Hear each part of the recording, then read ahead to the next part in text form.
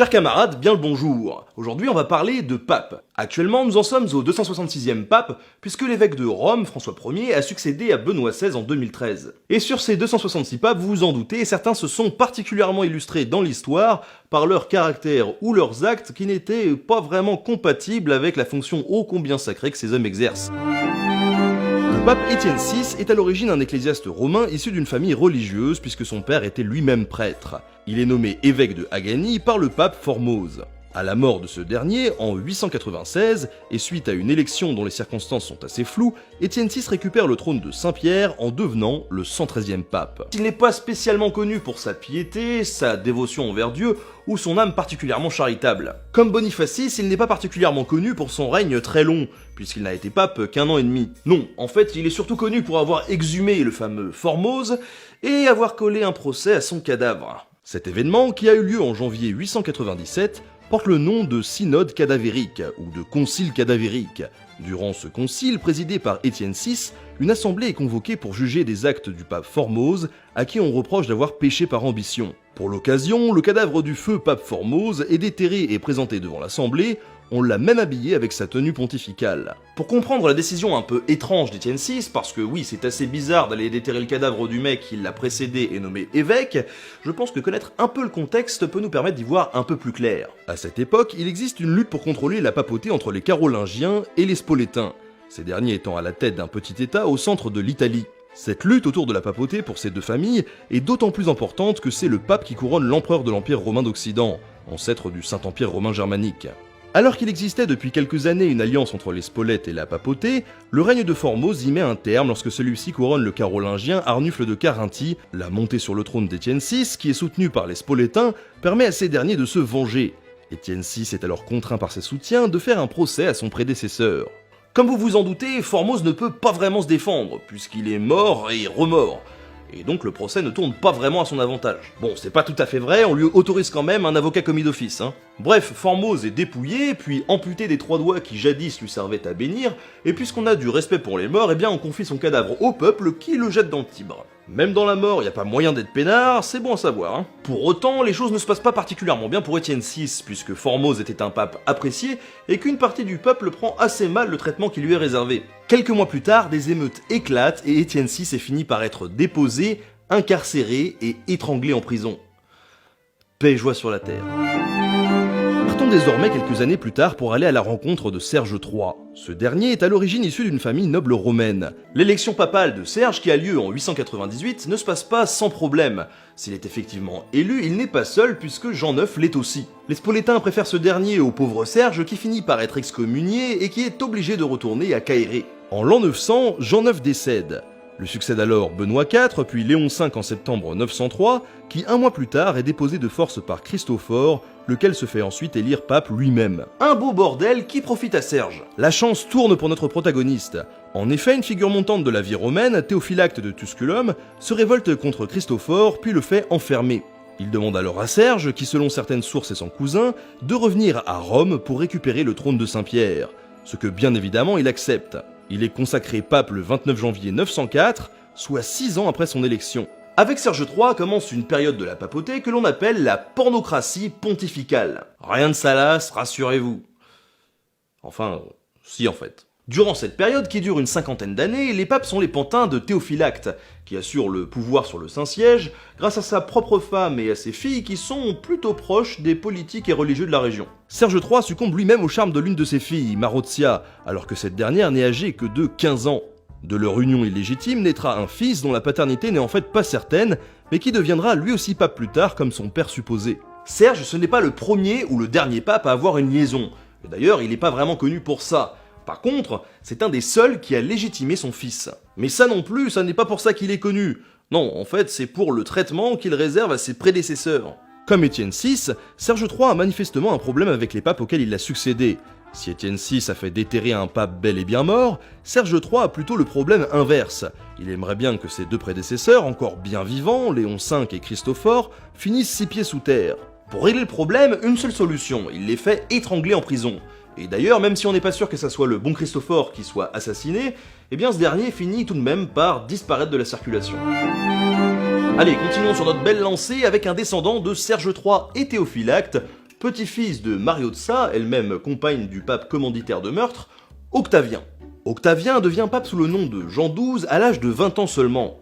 À moins que ça soit 16, parce que niveau source, on sait pas très bien quand est-ce qu'il est né. Son élection, qui a lieu en 955, est assurée par son père qui fait pression sur la noblesse romaine. Et le moins qu'on puisse dire, c'est que le règne de Jean XII est souvent considéré comme un des pires qui soit. Tout d'abord, il mène plus la vie d'un guerrier que celle d'un ecclésiaste. Il aime la chasse et mène une politique militaire expansionniste, il aime la chair et ses plaisirs, et il ne se prive pas de boire et de manger excessivement lors des festins. Il ne parle également pas le latin, ce qui est quasiment obligatoire pour une carrière dans l'église romaine. Le gars, il est donc hyper calé sur le job, hein. Ensuite, par bien des actes, Jean XII scandalise ses contemporains. Il ordonne un diacre dans une étable, il fait prêtre un enfant de 10 ans et il invoque parfois les vieux dieux romains, ce qui ne manque pas de passer pour une hérésie. Si on sort du cadre religieux, la situation ne s'améliore pas. Jean XII couche avec les femmes de ses rivaux comme avec celles de ses amis, il a même des relations avec sa propre nièce et avec la compagne de son père. Pour rester dans le thème, notons aussi qu'il aimait bien les orgies. Mais en même temps, c'est chouette les orgies. Tiens, on peut même rajouter qu'il a eunuclé celui qui donnait les confessions et qu'il a castré un évêque. Un chouette type ce Jean XII, on vous l'a dit. Le règne du pape se termine finalement au bout de 9 ans. En effet, Jean XII est diplomatiquement et militairement allié à Othon I, fondateur du Saint-Empire romain germanique. Mais il finit par le trahir. Quand Othon s'en rend compte, Jean XII essaye de lui remettre la faute sur les épaules. La noblesse romaine prend le parti de Othon et se révolte contre le pape. Jean XII décide alors de fuir avec le trésor papal. Il est accusé de plusieurs maux, parmi lesquels figurent le meurtre, l'inceste, l'achat et la vente de biens spirituels, ou encore le sacrilège. Il est donc excommunié puis déposé. Jean XII retourne alors à Rome où il tente de faire invalider sa déposition. Il meurt finalement quelques jours plus tard. La plupart de ces faits, ils sont relatés par Luthbrand de Crémone, qui ne portait pas vraiment Jean XII dans son cœur. On peut donc se demander à quel point il a forcé le trait. Quoi qu'il en soit, Jean XII n'était pas un saint, loin de là, et si son règne a marqué son époque, c'est sans doute parce qu'il avait une conception très personnelle et vacillante de la morale chrétienne. 68 ans après la déposition de Jean XII, se tient l'élection du 145e pape, à l'issue de laquelle Théophylacte de Tusculum est élu sous le nom de Benoît IX. Théophylacte de Tusculum, celui qui devient pape en 1032 sous le nom Benoît IX, et pas l'autre donc, est le fils du comte de Tusculum et le neveu des deux derniers papes reconnus, à savoir Benoît VIII et Jean XIX. Ainsi, dans les faits, Benoît IX est le successeur de son oncle. Si on ne sait pas avec certitude l'année de naissance de Benoît IX, ce dernier aurait été mineur au moment de son couronnement, ce qui en fait l'un des plus jeunes papes de l'histoire avec Jean XII dont nous avons précédemment parlé. Comme Jean XII, Benoît IX sera accusé par ses contemporains de sacrilège, d'adultère ou encore de meurtre. Mais c'est pas vraiment ça qui doit retenir notre attention. Vous vous souvenez quand on a parlé de Jean XII qui a été excommunié puis déposé et qui a tenté en vain de revenir? Et bah Benoît IX, lui aussi lui arrive des bricoles, lui aussi il est excommunié et déposé, mais contrairement à Jean XII, eh bien il arrive à revenir et même plusieurs fois. En effet, Benoît IX est connu pour avoir été pape 3 fois. La première fois depuis son élection régulière, en 1032 jusqu'en 1044, date à laquelle il est chassé par le clan des Stéphanie. Ces derniers font alors élire en janvier 1045 Sylvestre III, mais Benoît IX retourne à Rome et reprend le trône pontifical 7 semaines plus tard. Commence alors le deuxième pontificat de Benoît IX, lequel prend fin quelques mois plus tard lorsque le pape, pour des raisons qui ne sont pas claires, se démet lui-même de ses fonctions papales pour laisser la place à son oncle, qui devient pape sous le nom de Grégoire VI. Ce dernier ne fait pas long feu puisqu'il est forcé d'abdiquer par l'empereur du Saint-Empire qui intronise un de ses protégés, Clément II, qui lui aussi ne fait pas long feu puisqu'il meurt moins d'un an plus tard. La situation est alors anarchique, et le clan Tusculum compte bien profiter de la situation. Ils remettent en place Benoît IX sur le trône qui devient pape pour la 3e fois en 1047. Moins d'un an plus tard, Benoît IX est de nouveau contraint de fuir et un nouveau pape est élu pour le remplacer, Damas II. Et on va continuer sur la lancée des papes qui meurent plus vite que leur ombre puisque ce dernier décède seulement 23 jours après son élection. Il est alors remplacé par Léon IX, mais quand ce dernier meurt en 1054, Benoît IX se demande s'il n'y a pas moyen de revenir une 4e fois. Mais cette fois-ci, il réussit pas. Petit fun fact supplémentaire, Benoît IX, en plus d'être le seul à avoir été élu pape 3 fois, est aussi le seul à avoir vendu son trône. Oui, vendu. En effet, je ne l'ai pas mentionné, mais quand il cède la place à son oncle, il semblerait que ce soit contre une assez large compensation financière. Faisons maintenant un bond dans le futur de 5 siècles pour aller à la rencontre d'un des papes les plus célèbres de l'histoire. Alexandre VI, aussi connu sous son nom de baptême, Rodrigo de Borja, italianisé en Rodrigo de Borgia. Rodrigo est un Espagnol originaire de Valence, ayant immigré en Italie pour rejoindre son oncle et père adoptif, le pape Calixte III. Alors qu'il n'a que 24 ans, Calixte le fait cardinal, camerlingue puis vice-chancelier de l'Église, le propulsant alors dans les plus hautes sphères du pouvoir ecclésiastique.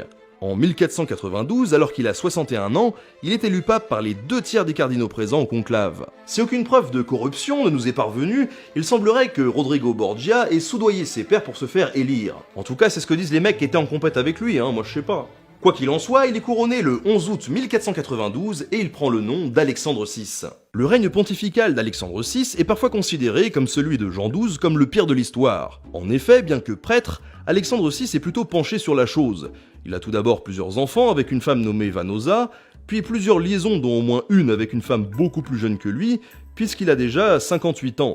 Il met en effet enceinte la femme d'Orso Orsini, comte de Nola, alors qu'elle est âgée de 15 ans seulement. Et c'est d'ailleurs sous le règne d'Alexandre VI qu'a lieu l'un des plus grands scandales sexuels de la papauté. Le dernier jour d'octobre 1501, un banquet est organisé dans le palais apostolique afin de célébrer le 3e mariage de sa fille Lucrèce. En plus des invités, sont conviés une cinquantaine de courtisanes pas ou peu vêtues, et une sorte de concours est organisé. Celui qui aura le plus de rapports sexuels avec elle sera récompensé. Cette orgie improvisée, elle se déroule en présence même des enfants d'Alexandre VI. Bref, je vais pas vous faire un dessin, ce banquet n'est pas vraiment compatible avec le genre de banquet qui devait avoir lieu au Vatican. L'existence de ces événements, qui sont relatés par Jean Burchard, est aujourd'hui remise en cause. Quoi qu'il en soit, Alexandre VI n'a pas besoin de ça pour noircir le tableau. Il est par certains de ses contemporains accusé de meurtre ou de viol. Homme de pouvoir, il projette de régner sur toute l'Italie. Pour avoir les finances nécessaires au maintien de l'armée de l'Église, il vend d'ailleurs des titres de cardinaux à de riches familles. On le soupçonne aussi de faire tuer certains de ces 10 cardinaux pour récupérer leurs biens, puisque les biens d'un cardinal mort reviennent de droit à l'Église. Alexandre VI se sert également de ses enfants pour assurer son pouvoir. Il marie ainsi plusieurs fois sa fille Lucrèce à des figures italiennes puissantes de l'époque. Il fait également de son fils César le cardinal de Valence avant que ce dernier ne se décide à quitter les ordres pour diriger l'armée pontificale. Le 6 août 1503, Alexandre VI dîne avec son fils César chez un cardinal influent. Les deux Borgia sont alors pris de fièvre. Si César arrive à s'en remettre, ce n'est pas le cas d'Alexandre VI, qui succombe 6 jours plus tard, à l'âge de 71 ans. Il existe 2 hypothèses concernant sa mort. La première est qu'Alexandre VI serait mort de la malaria. Et la seconde est qu'il aurait voulu assassiner le cardinal chez lequel il dînait, et que par mégarde il se serait empoisonné lui-même. Quoi qu'il en soit, à sa mort ses appartements sont pillés, et son règne laisse un goût assez amer au peuple, à la noblesse et au clergé. On aurait pu parler de plein d'autres papes, puisque sur les 266 que le monde ait connus, tous n'étaient pas des saints. Moi je vous dis à la prochaine pour un nouvel épisode. Salut.